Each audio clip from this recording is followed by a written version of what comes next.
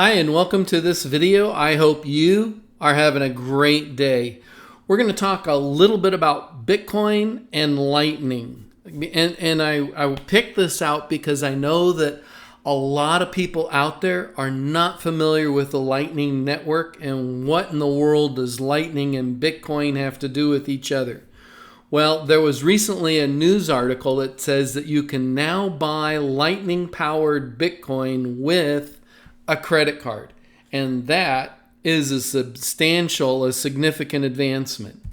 So, I'm not a financial advisor. This is not financial advice. This is my opinion. I'm not smarter than you. You are smarter than you realize.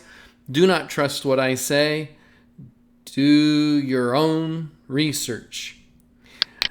So here's the article. You can now buy Lightning-powered Bitcoin with a credit card.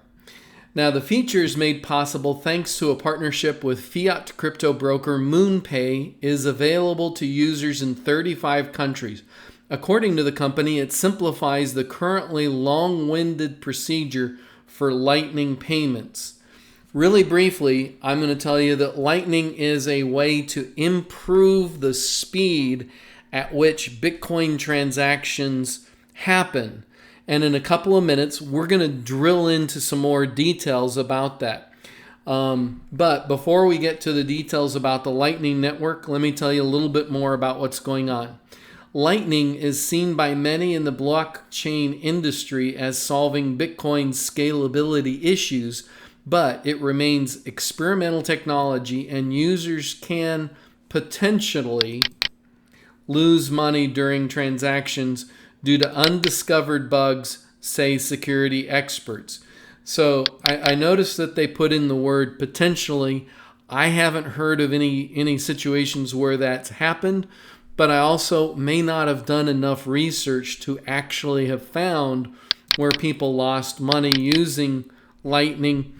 But the point is that it's still under development. So if you are trying to play around with the Lightning network, with purchasing and trading Bitcoin using the Lightning Network, definitely be sure that you're only using small amounts of money that you're willing to risk. And if you did lose it, it's not going to be a big deal to you. It doesn't impact your lifestyle. Maybe you missed having lunch. You know, you're investing enough money in the Lightning Network that you would use as lunch money, so to speak. That's kind of how I think about it, but as always, make your own decisions because you're smarter than I am. So previously, if users wanted to buy Lightning, they would need to buy Bitcoin, move that Bitcoin to a wallet that supports Lightning, then wait for the transaction to go through. The industry standard is to wait for roughly an hour to make sure the transaction is final. Sometimes it can take longer, but not very often does it take less than an hour. Buying Lightning directly within a wallet allows them to skip this step completely. And so that's the advantage of the product that they're talking about here that Breeze is actually setting up. So Breeze has unveiled this new way, a new product that they've introduced that allows people to directly purchase Bitcoin cryptocurrencies that are powered by the Lightning Network. So now let me give you a little bit of information about Lightning, what Lightning is for those that are not familiar. What is the Lightning Network and how does it work? So I'm not going to give you all the information contained in this article. If you want to find it, go to cointelegraph.com and enter into their search, which is right here is where their search is. What is Lightning Network and how it works? And you'll be able to pull up this article for yourself and check it out. But real briefly, what exactly does scalability mean? Well, throughout its existence, Bitcoin has only been capable of processing around 7 transactions per second. While this was enough at the very beginning, the system has been congested for a few years now.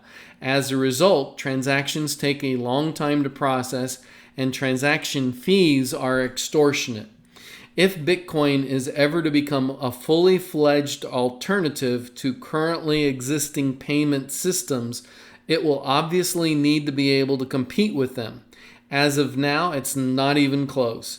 To understand the magnitude of the situation, simply compare Bitcoin's minuscule 7 transactions per second to Visa's average of 24,000 transactions per second and its peak capacity of around 50,000 transactions per second. And so Bitcoin is down here around 7 transactions per second. Bitcoin Cash is a little bit faster at 61. But really, if we're going to use Bitcoin and other cryptocurrencies as a replacement to current financial products like Visa, MasterCard, etc., it's got to hit this 24,000 transaction per second and higher. Now, this article goes into, in depth about what is the Lightning Network, how does it work, who developed it, where, when, and why will it be used? And then it talks about a little bit about some of the pros. One of the pros I wanted to point out is the scalability, since we just talked about it. The Lightning Network is said to be able to take the transactions per second figure of Bitcoin and other cryptocurrencies to unprecedented heights of at least 1 million transactions per second. Now, 1 million transactions per second, that far exceeds Visa, MasterCard, and any other payment methods that are in use today. So 1 million transactions per second would be right in the ballpark if we ever really do see a cryptocurrency being used to in a widespread, the majority of the population is using it to buy and sell goods. Now, I don't know that, in my personal opinion, this is my opinion, it's not financial advice, but in my opinion, Bitcoin is not the vehicle that will be used for buying and selling of goods. I think of Bitcoin more as a store of value for a number of different reasons. One of them is the transactions per second problem with Bitcoin. Another one is that there's only 21 million Bitcoins. I think that something that's going to be used on that kind of scale as a currency for a global audience, that you're really going to need a lot more than 21 million. Now, I know that Bitcoin can be divided up to units of 1/10,000,000th of a single Bitcoin, but that's just my opinion. So I know that it doesn't have any. Anyway, the other thing is that for it to really be scaled as a global currency that's used for buying and selling goods, it's going to have a whole lot more adoption or acceptance by various governments. China just released their own, through the Central Bank of China, they have announced that their development work is complete and that they are now ready to introduce the Chinese cryptocurrency that'll be available through the Chinese Central Bank. So I don't know when they haven't made any specific dates as to when that will actually be available for usage. The last article I read on the Chinese cryptocurrency indicated that they were still setting things up with different online companies like Alibaba, which is kind of like the Amazon for China, and different organizations similar to that. They're still setting up all of the payment methods on those platforms before they introduce the Chinese cryptocurrency. But it's on its way.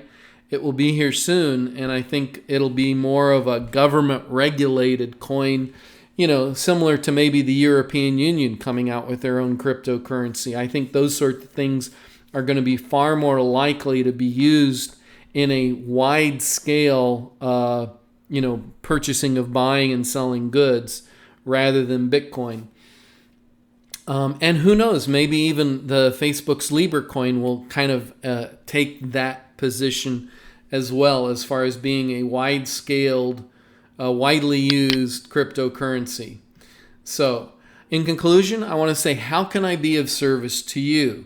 Please leave comments below. If you have, I'm interested in any polite disagreements with what I've said, and I hope that you will like, subscribe, and hodl, and I hope that you have a fantastic day.